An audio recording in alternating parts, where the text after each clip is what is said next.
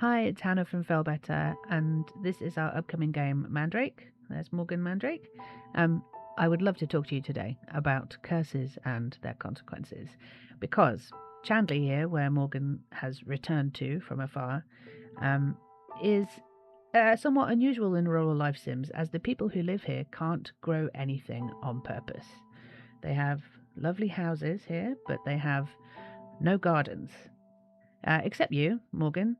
You are the last in a line of sorcerer-gardeners, and your power exempts you from this curse.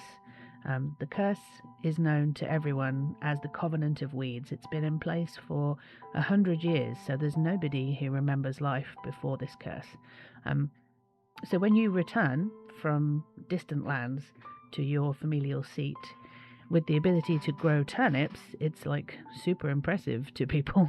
But not everyone is immediately welcoming of that. As you might expect, if it's caused trouble before, people are a bit stressed out about it. Some of them are. This is Rosen. She actually is quite keen on the idea that you could maybe grow some turnips and share them with everyone. People ask me often, if nobody can grow anything in your game, how do people live?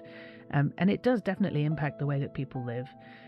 It impacts how many people can live in one place, and it heavily impacts where that place is. So Chandley here is both near the sea and on top of a few rivers.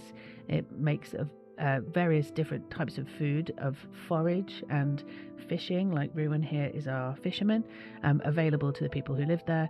But the population density is really low because the land can't support a bunch of people in one place. Nobody is doing the equivalent of modern agriculture here. They can't.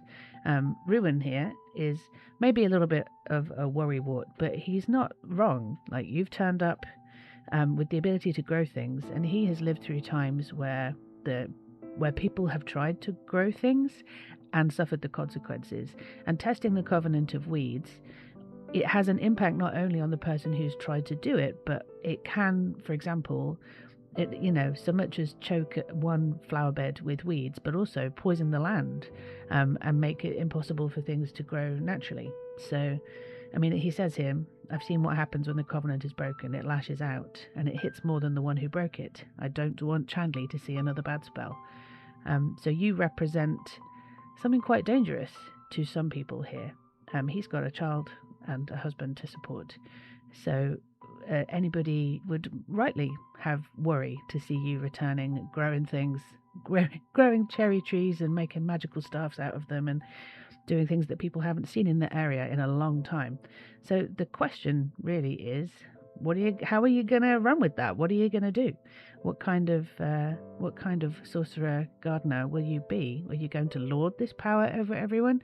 Are you going to try and use it for the betterment of the village?